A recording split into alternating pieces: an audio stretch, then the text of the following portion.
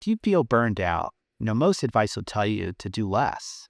Take a break, take a nap, go on vacation. But what if burnout isn't about how much you're doing? What if it's actually about how you're relating to stress while you're doing it? Because I see this all the time in therapy.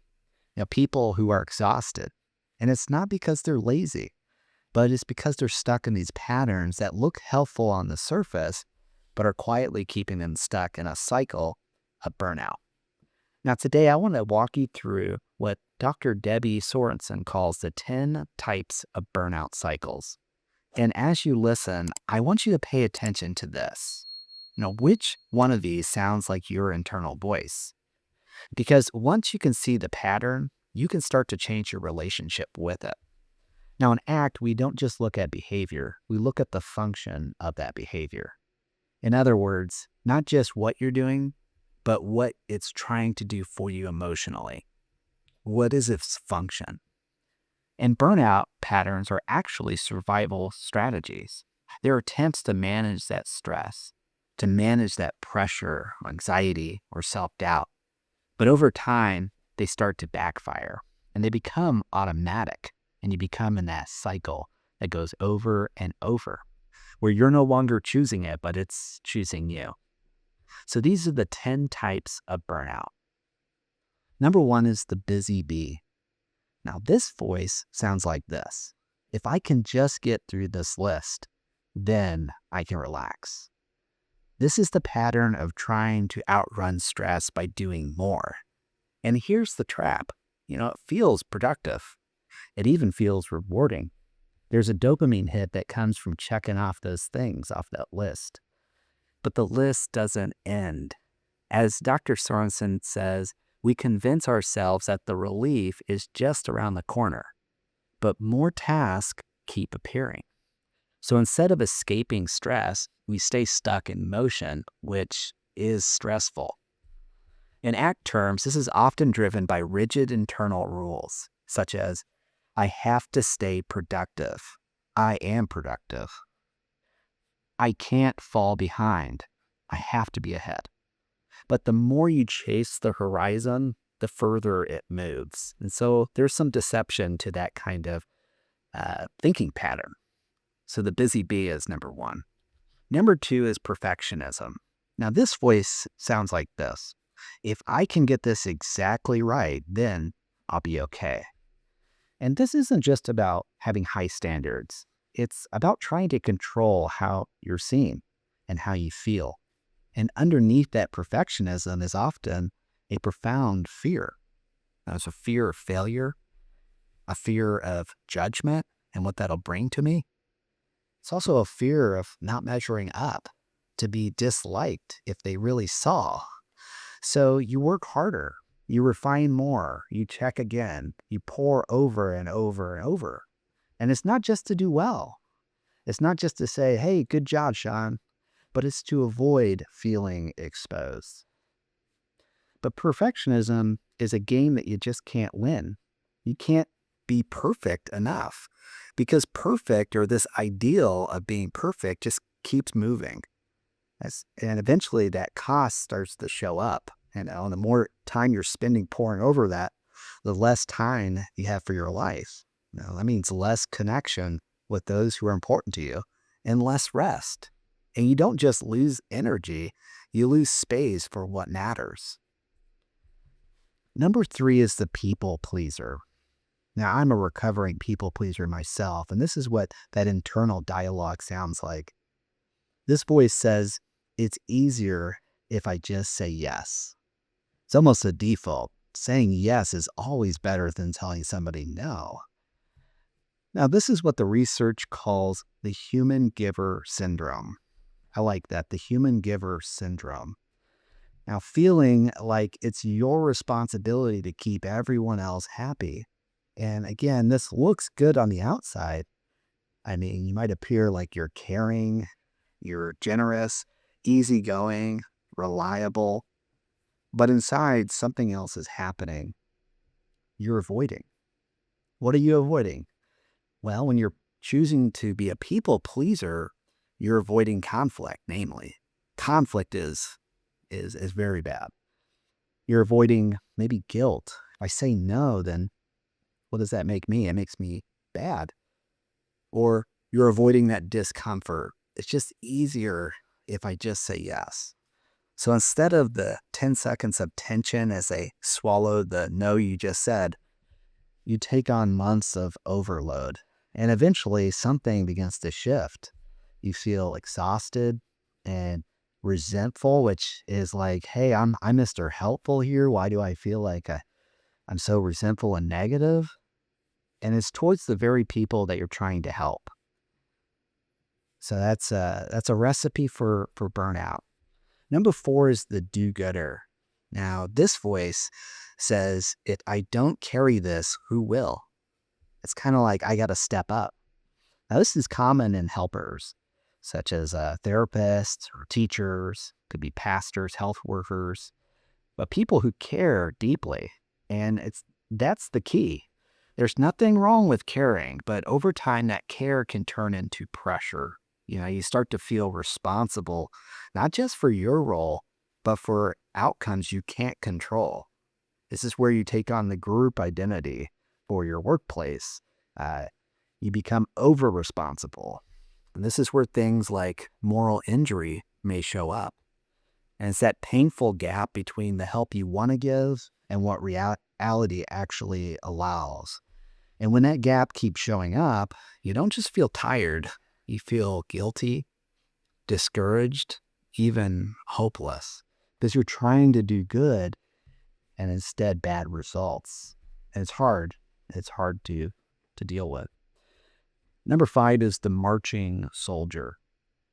The marching soldier. Now, this voice is kind of gruff, and it just says, just push through. Just push through. Now, this is the keep calm and carry on mindset that they made famous during World War, I think, II. Said, keep calm and carry on. That's what we're supposed to do as citizens, be good soldiers.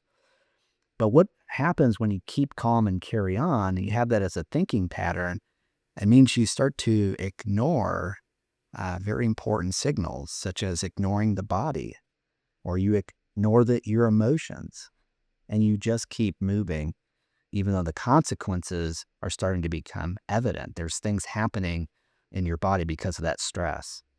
Now, to be fair, sometimes this works in the short term, and sometimes you do just need to push through and kind of hijack or overrule maybe what your body is saying to get just over the hump or get to the goal line.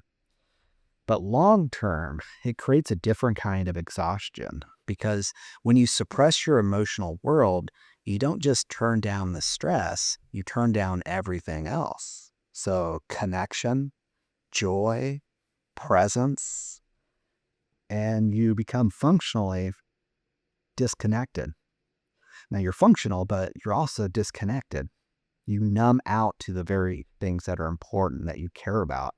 And that sense of burnout really starts to drive in there, that you lose touch with what matters to you. Number 6 is the avoider.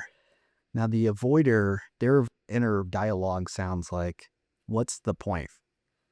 It's almost like you see the end before you begin, and you start to quit on the things that are really important. Now, this is burnout's quieter form. Now, instead of maybe pushing harder like some of the others might do, you actually pull back. And so you'll see a lot of non-efforts, the don't doings. So things like procrastinating, maybe endless scrolling, doing the bare minimum, daydreaming about escaping to do anything else than the work that you're supposed to be doing. And at first, it feels like relief. But over time, you lose something important. And that's a sense of meaning. It's a sense of why I'm doing this. And you're physically present, but mentally you checked out. You're somewhere else. And that gap creates its own kind of suffering, doesn't it? You do that often enough, you start to bear witness to yourself. And morally, you feel that guilt. I mean, maybe you're not being shamed. Nobody else is seeing it, but you are seeing it. And there's a sense of guilt and dissatisfaction, both with yourself, but also the workplace that you're in. And there's a sense of wasted potential. You see time slipping by the more you're choosing to avoid. So what worked in the short term now becomes a problem in the long term. Number 7 is the cynic. The cynic. Now, this voice might say more succinctly, this is pointless. Uh, this is pointless. Now, cynicism often shows up after years of caring. Cynics weren't always so pessimistic and down about things and negative. Often they used to be very positive and encouraging and kind of the life of the organization that they were a part of. But it's what happens when hope gets worn down or greatly disappointed. So instead of feeling hurt or discouraged, which is something you can kind of cope differently with, the mind begins to shift into blame. You start to get more sarcastic, even more irritable and negative. People begin to kind of take notice that, man, your attitude has really changed. What's happened?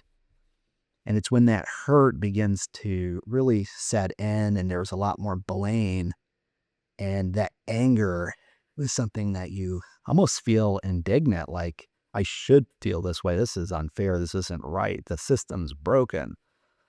Now, because this anger feels stronger than vulnerability, this cynicism begins to have this hidden cost, because you feel stronger in your views of things that you're right. But because you're lacking that vulnerability, there begins to have a cost. Because it doesn't just block frustration, it also blocks possibilities. You don't see them. It narrows your perspective and slowly erodes your sense of agency. You don't move towards things that you could bring into a possibility because you're saying, what's the point? So that begins to seep in to your thinking. It leads to burnout. Number 8 is the overanalyzer. Now, the overanalyzer, their voice says, if I can just figure this out, let me sit with this a little longer. Let me think this one through. I just need more time to process this. And it's all well and good, but you begin to spin your wheels. Now, this person is trying to think their way out of burnout. Now, so that means they might take up more reading, more researching, more reflecting, more analyzing, and poring over and over it. But it's this sense of trying to get some answers. And again, this feels productive and feel like, okay, I'm getting a clear answer. But the reality is that insight alone doesn't change patterns. You can understand your burnout perfectly. Okay, this is why I'm feeling the way that I'm feeling. This is what happened. This is what led to it. And you could still feel stuck in it. Because burnout isn't just a thinking problem. It's a living problem. And the more time you spend in your head, the easier it is to lose contact with your actual life. And so there is a time to analyze, but when you're over analyzing, you're actually kind of burning out upstairs. So that you don't actually go downstairs to live your life. All right, number 9 is the comfort seeker. The comfort seeker. Now, this voice says, I just need something to take the edge off. Now, that we're not talking about, serious drug use and, things that would be greatly inappropriate. It can lead there, but often it's just the simple pleasures of life, the comforts of that day. And this is all about short-term relief. So food, alcohol, maybe scrolling social media, shopping, maybe binge watching a few more episodes, just one more. And let's be clear, I'm not saying there's anything inherently wrong with any of these things, but they can become. Everything in moderation is a good rule. They're very human. I think we all like comforts and pleasures. But when they become your primary strategy for dealing with stress, it creates this loop. So there's temporary relief, followed by less energy, followed by more stress. And this cycle repeats. So it could look like some sleep issues, like maybe I just need another hour of me time, but that's going to take the time that I usually have for rest. And then the next day you're suffering. You're like, oh, I feel so tired. And the next day I need more me time. I need another hour of me time. And, it begins to perpetuate. So comfort seeking can be that other type of burnout. Now, number 10, and finally, is the wellness warrior. The wellness warrior. Now, I might step on some toes with this one, but this inner voice says, I just need a better routine or better this, that, something that'll help me get healthier, help me better deal with stress. And this is one of the most subtle patterns that kind of seeps in because it looks healthy. I mean, you're looking for good things like meditation, could be like a yoga or some sort of stretching movement, self-care. You're optimizing. I like to tell people in therapy that there's one addiction you're allowed to have, and that's getting better. All right. So it looks healthy, but underneath it can have the same kind of control strategies. If I just fix myself enough, I won't feel this way anymore. And that creates a lot of pressure. It's more pressure. Even self-care can become another task to get right. And this is one where you start to, maybe you've even heard somebody or yourself say this, but like, oh, as you're at lunch and they're eating something, I should eat more healthier. Or when they're at home, they're tired. Oh, I need to go work out more. It's always, I need to do this, I need to do that. And it can't seem to be presently or be present. As Sorensen, she points out that wellness can become an exit strategy instead of a way of engaging with life. Wellness can become an exit strategy instead of a way of engaging with life. You can't self-care your way out of a life that's fundamentally out of alignment. Okay, so you can't just keep adding healthier and healthier things and be healthier. You have to address the underlying issues of what's leading to that kind of stress. And often it's how we're relating to that stress. So if you were to step back, you're looking at all 10 of these patterns, and you can look in the description below if you want to see all 10 of them. There's a common thread. They are all attempts to control how you feel. So work more, avoid more, numb more, fix more, think more. It's always more. And the more energy that you spend fighting your internal world, that's the less energy you have left for what actually matters. And again, you're getting caught up in the struggle that we see so often when using acceptance and commitment therapy. And that's where this burnout really lives. It's not just in the overwork. It's not just in the external things that we don't necessarily have control over, like the boss or the work environment, all the things that maybe we're rightfully complaining about. But it's in this constant inner struggle. It's the things that we have going on in between our ears. So here's the real question. If these patterns are so common, especially in high-achieving people, is it actually possible to be successful without burning out? Is there a way to stay driven without becoming a busy bee or the marching soldier and just shutting off our feelings, or maybe the perfectionist? I think there is. And research points to one key skill that makes all the difference. And it's not grit. It's not intelligence. It's something else. It's something obtainable. In the next video, I'll break down what that is, and I'll show you exactly how to start building it. Now, if you saw yourself in one of these 10 patterns, don't just turn this into another reason to be hard on yourself. Show yourself some compassion here. These aren't just character flaws. They are survival strategies, and they developed for a reason, to help you in a very different world when you were younger.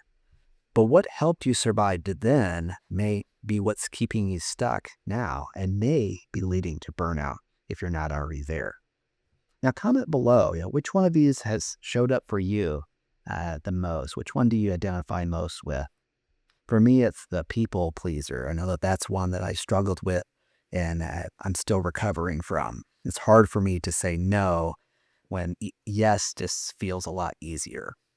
Now, if you want to go deeper with this, I recommend looking at Dr. Debbie Sorensen's book, Act for Burnout, and it'll be in the description below. You can find a link to purchase that if you'd like. Remember, your journey towards a more purposeful and mindful life begins with a single click.